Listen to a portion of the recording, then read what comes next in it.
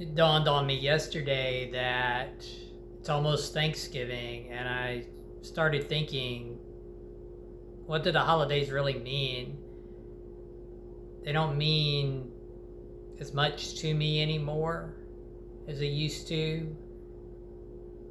I used to be caught up in a lot of holiday stuff some years ago. I probably stopped decorating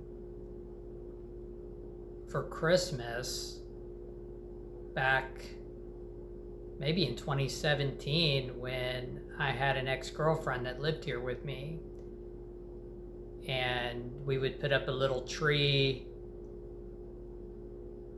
We might have had a big tree 1 or 2 years actually in this living room. Gosh, I kind of forgot about it. And then she liked to decorate for Halloween, even though I know that's not a real holiday. I often said it should be, but she would put up things for Halloween, and we even had a Halloween tree. But I just started thinking about this stuff because I just didn't see the point anymore of it seems stressful to me, especially living alone and being alone as long as I have. It just seems stressful to, oh, let me put up a tree, let me put out some lights or something like that. Or I guess it don't do much for me anymore, though. When I go to my parents' house and they have up a tree and they have up the things they have, stockings and the tree and all of that, there is a homey vibe to that. And my parents being as old as they are now, in ways they have a grandparently type vibe in certain ways, and so does their home, with a lot of the things that they have. But it just don't mean much. Like Thanksgiving, I think back when I was a child, and when I think of Thanksgiving, I really just think about how we got out of school for 4 days. We'd get out Thursday, Friday, Saturday, and Sunday. There was no fall break when I went to school. Like today, I guess there's a fall break where you get out a week. I know I had a spring break, but we never had that extra fall break. So we got the 4 days at Thanksgiving, and then we usually, I'd say most of the time, it was like 2 weeks at Christmas time. But now it's weird. I look at Thanksgiving and there's that old part of me that's like, oh, we're supposed to eat turkey on Thanksgiving, but that's a program, it's like a lot of social conditioning. It's a program. And last year, I don't think I did that. I don't think I did anything. I believe the year before last, though, I would follow this tradition and feel like, oh, I need to eat turkey, because usually when I've seen my parents, it's been at Christmas. Thanksgiving, I've usually been by myself. And I've either been here home alone, or in past years, I might have been at a job. In certain jobs, they would have even provided Thanksgiving dinner. The Wax Museum used to do that. When I worked at the Titanic Museum, I believe we had that provided if we worked. But by myself, what I've done is I would just go up the road here to this local restaurant, Cracker Barrel, and just order a turkey dinner and bring it home. And I thought, do I want to do that this year? And I'm thinking, probably not, because I've been trying to lose weight. And I've talked about my battles with eating ice cream all the time. And so I don't know. Part of me wants to, and part of me's like, well, that's more money too. And right now, the other thing, what I'm going through some bit of rough time right now because of leaving the adult store when all the hostility was coming at me there, and I left. So there's that situation. There's a money situation again right now, and I'm like, but a lot of it's just, I don't know. I would just be eating it because it's Thanksgiving. It's good. But then I usually don't eat that heavy. I don't know. I thought about getting pumpkin pie. I might just go get a pumpkin pie and replace that with my ice cream just for this time of year. I like pumpkin pie. May not just go with the whole thing. So I don't know. They've got that at, you can buy them already made up at the store, grocery store right up the road from me. So I don't know. I might do that. But what I mainly remember of Thanksgiving growing up was just, oh yeah, we got out of school, and of course we had the Thanksgiving dinner. You might watch a parade, hang out with friends in the better times of my childhood anyway. But Christmas, I have some fond memories of Christmas times. Not every Christmas time. There were Christmas times that were not so great too, but the better ones, I mean, of course, growing up as a kid and believing in Santa, and I remember that being disappointing when I started to realize that had all been not real. Certain Christmas movies still can appeal to me. Maybe that's one of the bigger things for me at Christmas now. There's a part of me that likes certain movies like Home Alone. I have Home Alone and Home Alone 2. Of course, the classics. I like Christmas Vacation with Chevy Chase. I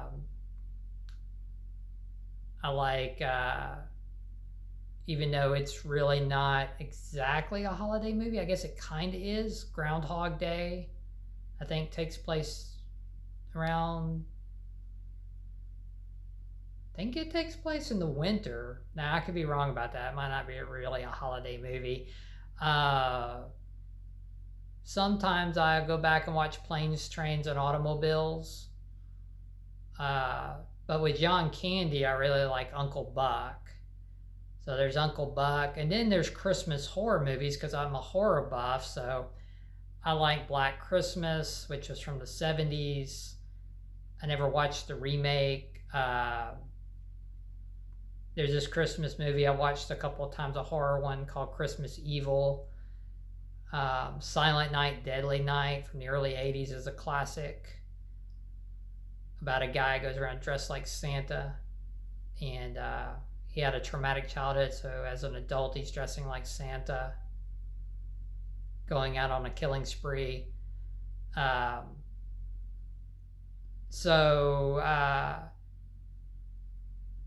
There's Die Hard. A lot of people don't think of Die Hard as a Christmas movie, but it took place at Christmas. So you got Christmas action, Christmas horror, you got your classic Christmas movies. When I was growing up, I liked Rudolph the Red-Nosed Reindeer. I liked Frosty the Snowman, the classics. Sometimes I could still feel nostalgia from watching those. But as far as like being here, living alone, thinking of these holidays, Thanksgiving almost has no meaning to me anymore. And Christmas, yes, when I have money and I can afford to buy gifts, I will for my parents if I'm in a decent situation. And usually I try to go there to see them, though they have come up here before. I want to say last year they came here because of my situation. I've had a lot of hard times with depression, and I spoke much on this channel about my mental battles and gender dysphoria and things like that I deal with. But the thing with Christmas is, besides seeing it as a time that means something as far as spending time with my parents, and maybe watching some movies that are nostalgic or something like that, it just seems really, well, it has been for many, many years, commercial. It's just very commercial and about consumption, and in a lot of ways about consumption and spending money. And what's sad about it is a lot of people go in debt over it. I don't see that being something you should do. You're going to go in debt to buy gifts, or people will do it out of guilt. They'll go in debt, rack up credit debt and stuff over gifts, over buying stuff for people because they feel like they have to. Like it's another program, conditioning program of, oh, we buy gifts at Christmas. Some people think that means no matter what. So a lot of the meaning for Christmas for people is gifts and receiving and buying because they're receiving, and consumption. Sometimes a lot of overconsumption. And I'll admit, of course, as a kid, I liked getting gifts because I grew up with it happening on the Christmases that were good, that there was not financial strain or a lot of bad stuff going on, because I had a lot of unstable times in my childhood. But and did I have some good Christmases, Thanksgivings with ex-girlfriends or family? Yeah, I can't say I didn't. But I can also look back at a lot of it and see the programming of there's patterns to it all, and there's a lot of stress that goes along with it.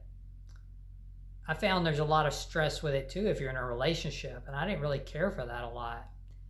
There's the stress of go see the families, both families. There's a stress of which family will you see on Christmas Day. There's the stress of buying gifts. There's the stress of relationships in general. There's stresses of functions that are expected. There's a lot of programming, I feel like, in relationships in that sense. Societal programming of you're supposed to do this, attend this, do that. If you don't, you're not doing the right things. It's all made up. I mean, the societal type stuff was all made up. I mean, I could see spending time with family, but it's like people put a lot more emphasis on it because it's Christmas, it's Thanksgiving, it's Easter. They put more emphasis on it on specific days that have been designated to be these holidays. When really, if you're going to spend time with family, that should be something that should be good for any time. But people will put a lot of crazy emphasis on it. But the holidays, I'm having a hard time now too, so I'm just not very focused on it. I'm trying to keep my own life together, and I'm trying to better myself, which is a challenge, a consistent challenge. I'm trying to build a life for myself that I'm not hating or stressed, or sometimes we're going to be stressed no matter what, but just being under some consistent stress of doing things that are not my passion, that I do not want to do, that make me feel like, why even be here? I go through this a lot. I've went through this for a long time. Ever since I've become self-aware in trying to, and gender dysphoria heightened as well, and realizing a lot of things about this world and about myself and about societal programming and things of that nature. A lot of the programming I just don't think is necessary or that we have to be a part of. We can deviate. We can make our own decisions to try to do different things. We don't have to go along with the herd on everything. But it could be very challenging. So for instance, like leaving my job and having the hostility that came at me at the job, I know that it was because I didn't resonate anymore there, because of working on my nervous system more, doing semen retention and trying to rise up in energy caused a resistance there. That often happens. In fact, there is a spiritual teacher that was online yesterday. I just happened to catch his live. He has a big following, and he was taking questions, and I didn't think he would get to me, but I even brought up the job and what had happened, and I felt like my timeline shifted because I had been working on my nervous system more, trying to better myself. And he said absolutely, because he had jobs too, and situations that had happened. You try to work on yourself, you're trying to rise into a new timeline or raise your energy or do things to help yourself. Sometimes you can fall out of resonance with where you're at, with the people there, and there could become hostility in different situations that push you out of there, or it becomes so unbearable you leave because it's just not feasible to stay anymore. And it was good to have somebody else with a big following, which I already know a lot of the stuff inside, but it's good when you also hear from somebody else with similar experiences that have been through these situations as well, because when you try to go against the norm on things that everybody else the majority of society is doing, yeah, you can be lonely a lot because it's harder to find other people that are resonating with you. And jobs, I don't see it how a lot of society sees it, where I struggle with this.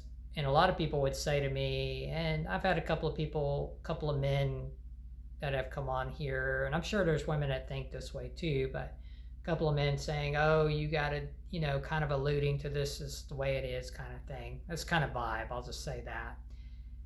It's not exactly what they said, but they're kind of roundabout. And I struggle with jobs because I won't put myself back into just working anywhere. Like, I don't want to go into, say, like, and this isn't against anyone that works these jobs, because a lot of people are in positions where this is all they can do, or they absolutely have to do it. Like, I don't want to go work at a gas station or a fast food restaurant and be absolutely miserable. And I feel so much empathy for people when I go in places like that. So a lot of times I see how miserable they are. I'm not passionate about that job usually. And it's like that in a lot of jobs, a lot of retail too. A lot of retail shops you go in, the person's just putting on a fake smile because the company makes them. They're saying, some places are absolutely ridiculous, where the employees are being forced to say one-liners, or they're forced to say a certain sales pitch verbatim. They don't want to do that. And I've never understood it, because people know it's fake, It's like, but again, people will say, well, that's the way it is. That's just the way things are. It's only that way because somebody made it up. It's not that system was made up. These supposed rules were made up. It's really a bunch of BS in a lot of ways. But you go into a lot of these places and you tell these people are not truly happy, but they got to put on that fake smile, fake facade to make their money. I've been there and done it. I know I've done sales work where I look back at it and I was like, how did I do it? Because your typical pitch sales where you're lying about a product, you're exaggerating, about a product to sell it. You're hard pushing the product to sell it because you're making commission. But half the time, people doing these jobs, sometimes they believe in their product, other times they know they don't believe in that product, but it's a job and they're trying to sell. Some people refer to that as dirty money, when you are selling things that could be garbage, or you're selling things that you don't really believe in, or you're selling things that are detrimental to other people, but you need to make the money, so you do it. sometimes that could be referred to, there's the term dirty money for that kind of things, because it could come back to haunt you later. There's reactions to things. There's actions and reactions to things, or karma, I guess you could say. I've had my share on a lot of things, but I've had the sales jobs, I've had the retail jobs, I've done fast food when I was 16. I've had a lot of different things I've done, some better than others, some more fun than others at times. Or let's say I've been part of the jobs where, too, a lot of these jobs, they want you to absolutely be a part of their culture, meaning you work there, you adopt everything they believe in, no matter what, whether you believe it or not. You attend these meetings that you may not want to attend outside of work. A lot of jobs want to own you. They want you to be beholden to them on call-ins, overtime. They want you to treat it like another home, basically, or home. In some cases, you're there all the time. I've had fights with jobs like that before, where ever since the invent of the cell phone, they thought they own you because of cell phones. They have no ownership over you because of you having a phone, a mobile phone. I've discussed this before, where back in the day before mobile phones, I can remember clearly, boss had to call you at home. If they didn't get you, they didn't get you. But when mobile phones became predominant, that everybody had them, pretty much, they think, oh, you're obligated to answer the phone. Actually, I had a couple of managers try to confront me on that before. I said, you don't own me. I have no obligation whatsoever to answer a phone call to you. You have me on a schedule for work. I don't have an obligation to answer you so you can pressure me into coming in on an off day, or because if I know if I was answering, you're pressuring me now for not answering. If I were to have answered it and told you no, you would have been pissed.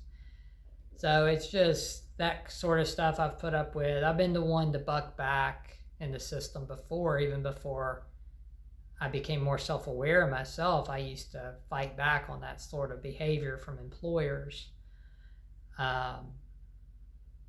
But yeah, I don't have a very high opinion of employers. I mean, I know the way the system's set up. We have to make money.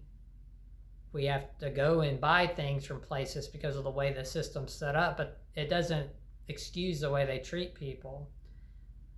A lot of employers treat people like garbage. And so it's hard for me, like since I left the adult store, I worked there part-time hours. It's all I needed. It kept me more regulated, my nervous system calmer, and let me do other things I want to do.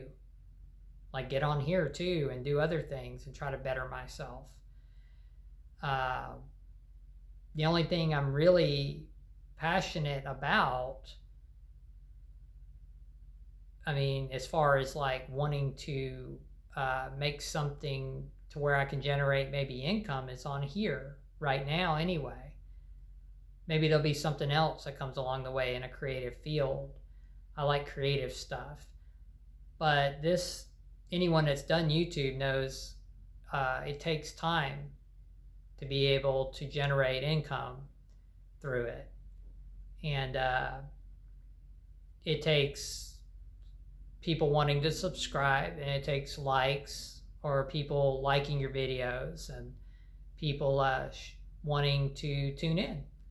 And I'm happy for all of you that are here now, just now, so that I'm getting tongue-tied, since I'm talking about that, I'm happy for all of you that are here.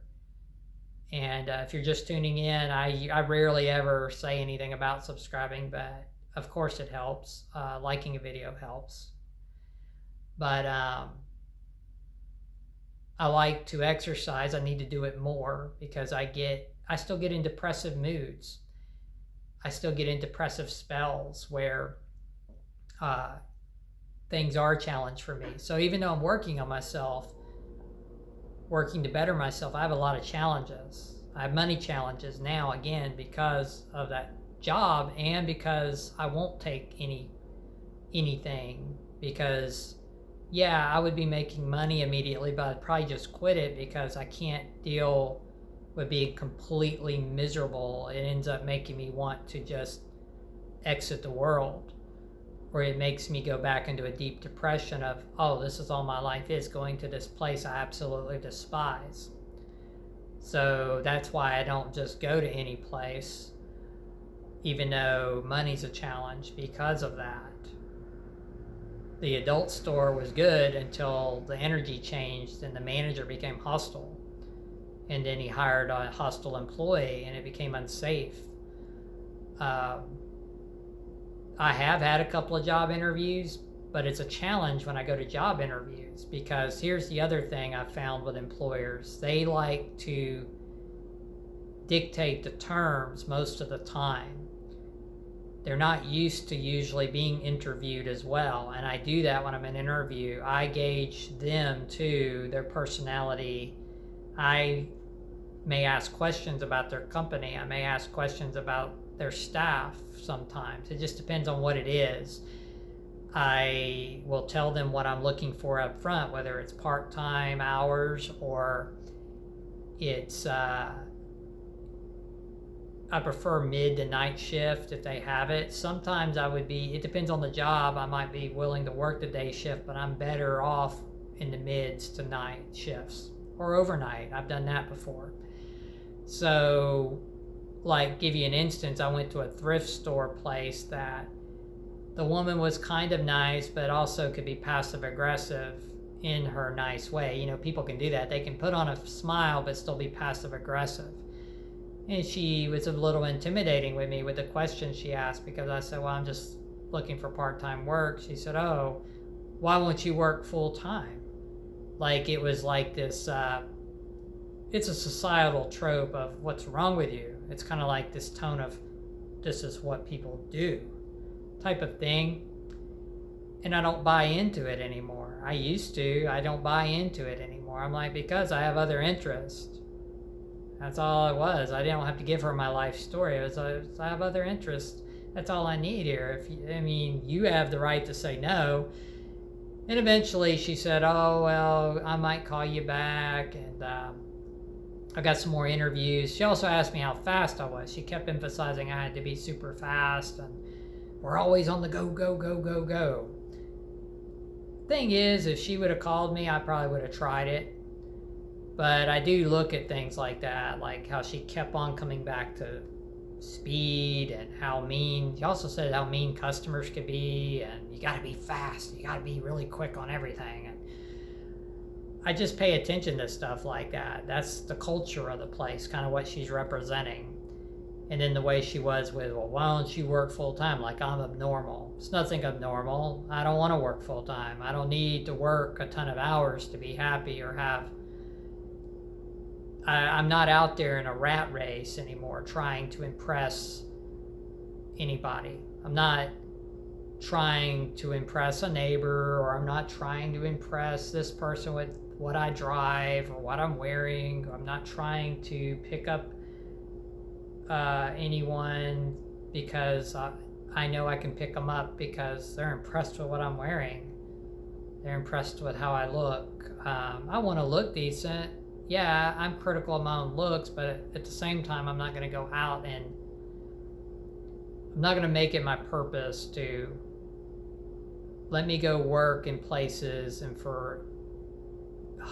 get involved in hustle culture again and be miserable so I can fit in with what most of society is doing. And most of what I see out there is misery. I'm not saying it's all like that. There are people that work a ton of hours that are passionate about what they're actually doing. So in some ways, it's probably not work to them. It may not even be work to them if they're really passionate about what they're doing. But most people I see out there, they're not.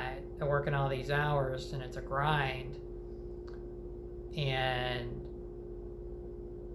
they would rather not be doing it. So it's like complete misery. So the position I'm in, Well, I did another interview too at a boot factory outlet.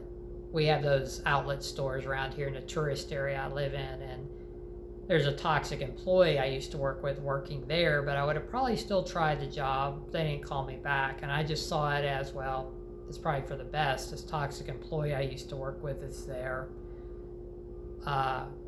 She got fired. They thought she was stealing at another job, so that I worked with her at. So that, things happen. I put in a couple more applications at places I know that would be good for me. And I just got to get a call. But I know there are the people out there. My stepdad's like this. It's like, oh, just go wherever, whatever. You put up with whatever.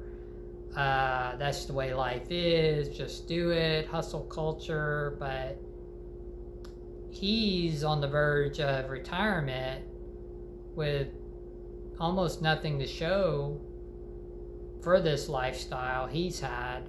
His health is really bad, and his functionality is declining a lot. And he's not even 70 yet. So everything's falling apart right as he's trying to retire, and he don't hardly have any happiness from all of that battering his body and his health, and him preaching that culture at me. And yes, I'm having a bit of a hard time right now. I may have to, there's a possibility, last year I cashed the loan check that I got and I paid it off.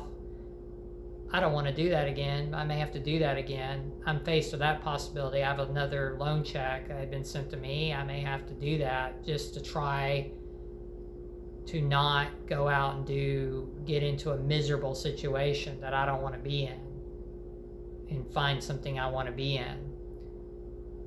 And a lot of people don't agree with that, and you're welcome to your opinion. I would just say don't come on here giving me the typical tropes about work hard, play hard, hustle culture.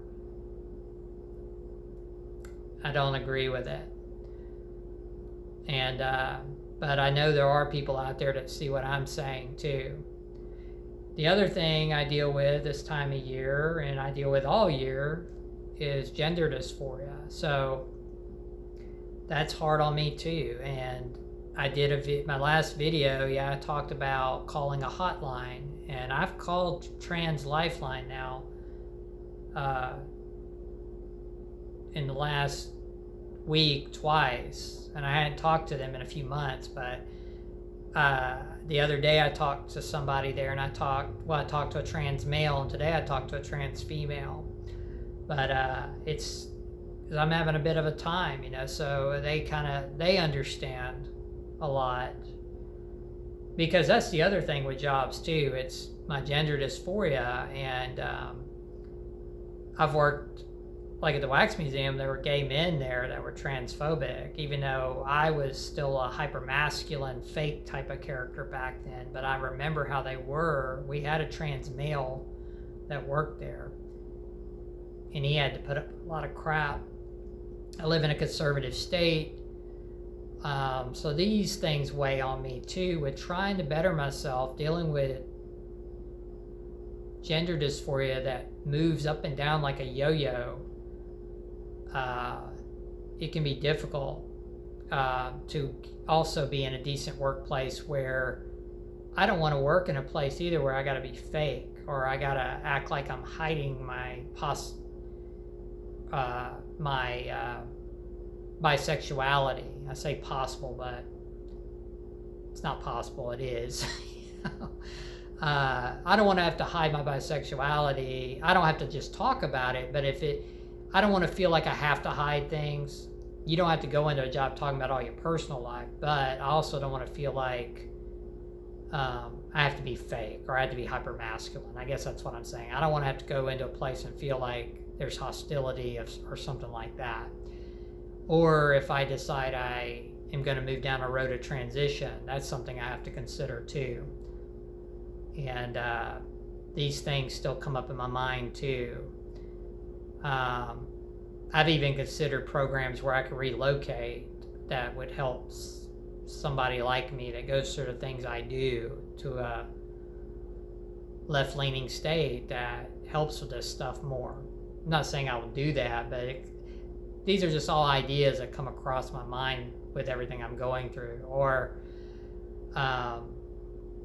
thinking I do need to get out of here because I've lived here so many years and it's probably a stale energy for me. So I have a lot of things I'm working through right now. A lot of ideas, a lot of things, a lot of changes. And